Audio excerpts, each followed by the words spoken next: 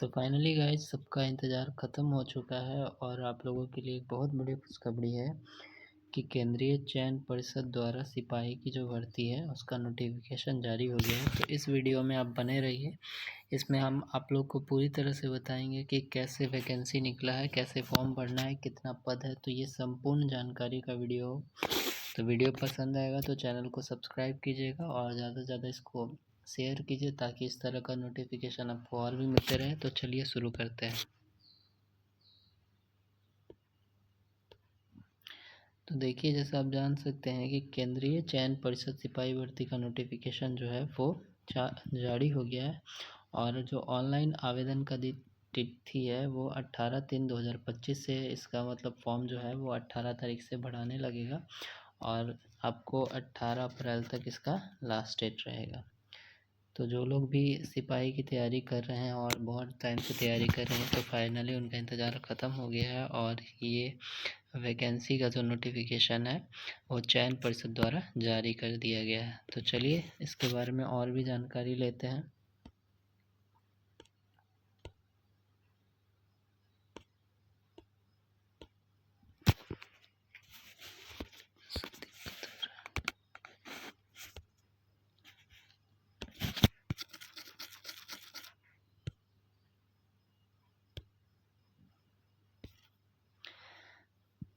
तो जैसा कि आप लोग देख सकते हैं कि यहाँ पे सभी कैटेगरीज के लिए फॉर्म निकला हुआ है। तो गैर आरक्षित पद यानी जनरल के लिए 7,935 पद है, जिसमें महिलाओं के लिए 2,777 पद है। उसी तरह से ईडब्ल्यूएस कैटेगरी में 1983 और ईडब्ल्यूएस में महिला कैटेगरी में 694 पदों के लिए मांग की गई है।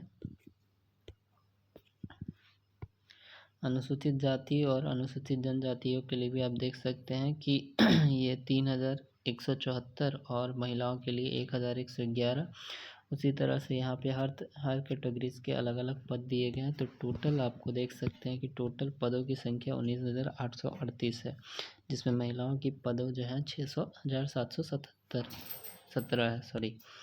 तो ये तो हो गया आपको मतलब नोटिफिकेशन के बारे में कि कितनी वैकेंसीज आ रही हैं। तो इसमें जो एग्ज़ाम होता है वो एक लिखित परीक्षा होगा। सबसे पहले आपको यहाँ एक लिखित परीक्षा से जाना पड़ेगा और जब आप लिखित परीक्षा पास कर लीजिएगा तो उसके बाद आपको फिजिकल टेस्ट होगा और फिजिकल क्वालिफाई करने के बाद जो लोग भी बिहार पुलिस में सिपाही के रूप में अपना योगदान देना चाहते हैं या जो बहुत लंबे टाइम से तैयारी कर सकते हैं तो उनकी तैयारी ख़त्म हो गई है। तो फाइनली आप लोग अब फॉर्म को भरें। जैसे 18 तारीख को फॉर्म आएगा तो आप लोग उसको फिलअप करें और इस तरह के नोटिफिकेशन के लिए हमारे चैनल पे बने रहें। तो चलिए सब कुछ जानते हैं। तो यहाँ है आवेदन हेतु पात्रता क्या है, यानी कि आपका जो है बोल सकते हैं कि आपका योग्यता या क्वालिफ़िकेशन क्या होना चाहिए, मापदंड क्या होना चाहिए। तो सबसे पहले अगर आरक्षित वर्गों की बात करें तो ये सब आप जानते हैं जो लोग भी सिपाही, फिर भी हम लोग एक बार बता देते हैं कि 165 सेंटीमीटर आपकी हाइट होनी चाहिए। जो आपका चेस्ट है 81 सेंटीमीटर बिना फुलाए और फुलाने के बाद 86 सेंटीमीटर होना चाहिए। इसी तरह से हर कैटेगरीज़ के यहाँ पे अलग अलग मेंशन किया हुआ है तो उतना विशेष में हम लोग नहीं बात करेंगे। जो ज़रूरी बात है वो हम लोग कर लेते हैं। तो अब हम लोग बात करते हैं एज का। तो जिन लोगों का ये एज जो है 18 वर्ष से 25 के बीच में है वो इस फॉर्म को अप्लाई कर सकते हैं। बात करें अगर हम लोग SC/ST की तो 18 से 27 साल उनका एज होता है, क्योंकि उनको एज का एक्सटेंशन दिया जाता है 2 साल का। तो उनको 25 की जगह 27 साल तक वो फॉर्म भर सकते हैं। इसी तरह से हर कैटेगरीज़ के अलग अलग हैं। अगर हम बात करें अनुसूचित जाति या अनुसूचित जनजाति को तो 18 मिनिमम एज है और मैक्सिमम 30 वर्ष। और एक चीज़ और बता दें कि जो बिहार से बाहर के लोग हैं वो भी इस फॉर्म को भर सकते हैं। तो ऐसा नहीं है कि सिर्फ बिहार के लोगों के लिए, तो बाहर के लोग भी इसमें भर सकते हैं। तो ये सभी आरक्षण की बात है, जो उतनी ज़रूरत नहीं है ये उतना। अब बात करते हैं हम लोग यहाँ पे, ये देख सकते हैं कि ये सभी कोटि के कोड दिए गए, जैसे SC का, ST का, EBC, EBC, EWS, तो ये सभी कोड है। तो जब भी आप फॉर्म भरें तो उस समय आपको ये चीज़ ध्यान में रखना है कि किसका कोड क्या है, क्योंकि अगर एक बार भी आप गलती कर देते हैं तो दोबारा आपको दिक्कत हो सकता है। ठीक है, अब बात करते हैं कि इसका सिलेक्शन जो प्रोसीजर है, जो सिलेक्शन का जो क्राइटेरिया है वो क्या है। तो सिलेक्शन का जो क्राइटेरिया है वो आप देख सकते हैं। सबसे पहले आपको एक रिटन एग्ज़ाम देना होगा। जिला पुलिस बिहार विशेष सशस्त्र पुलिस के लिए चयन भर्तियों के आवेदन में अपनी प्राथमिकता अंकित करें। नियुक्ति हेतु चयनित होने पर यानी कि जब भी आप आप एग्ज़ाम क्वालिफाई कीजिएगा तो आप लोग का एक मेरिट बनेगा और मेरिट के हिसाब से आपका फिजिकल के लिए जाना होगा और देन आफ्टर आपको यहाँ पे सिलेक्शन होता है। आपको रिटन एग्ज़ाम का 30% जो है वो मार्क्स लाना होगा, तब जाकर आप एलिजिबल होइएगा सेकेंड पेपर के लिए। यानी कि मेधा सूची में अगर आपको नाम चाहिए तो मिनिमम आपको 30% मार्क्स लाना होगा। बट यहाँ पे मिनिमम कहा जाता है, बट आपका जो टारगेट होना चाहिए वो स्कोर जो होना चाहिए मैक्सिमम होना चाहिए, ताकि आपका सिलेक्शन का जो चांस है वो ना छूटे।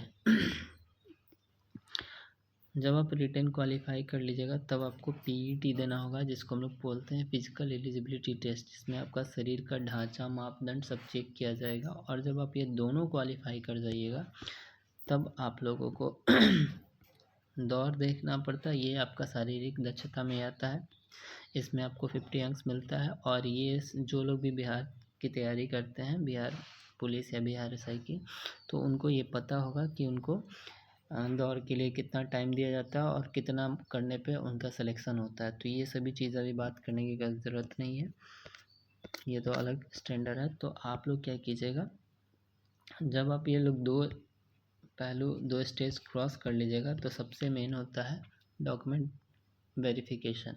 तो जो लोग भी अभी तक अपना डॉक्यूमेंट्स नहीं बनाए हैं तो वो अपना डॉक्यूमेंट अपने नियरेस्ट यूनिवर्सिटी कॉलेज से बनवा ले, ताकि जब आपकी सिलेक्शन हो जाए तो आपको इस तरह का कोई दिक्कत नहीं हो। ठीक है। अब डॉक्यूमेंट्स में क्या क्या चाहिए, तो यहाँ पे हम लोग बात करते हैं कि डॉक्यूमेंट्स में आपके पास क्या क्या होना चाहिए। तो एक तो फिज़िकल फिटनेस में जो अभ्यर्थी सफल होंगे, ठीक है, या फिर जिनको रिजर्वेशन मिला हुआ, तो वो उससे संबंधित अपना दस्तावेज़ बना ले।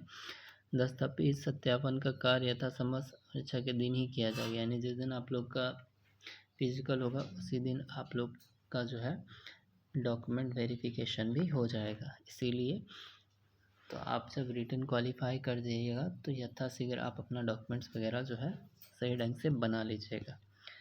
अब डॉक्यूमेंट में क्या चाहिए, एक फ़ोटो युक्त पहचान पत्र जैसे आधार, ड्राइविंग, जन्म तिथि प्रमाण पत्र, इंटरमीडिएट का मार्कशीट या फिर सर्टिफिकेट, यानी दोनों चाहिए।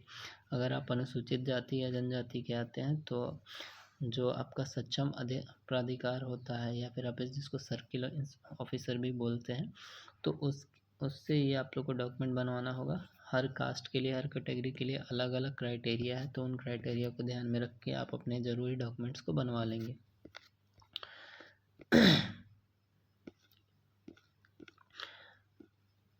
तो ये सभी चीज़ें हैं।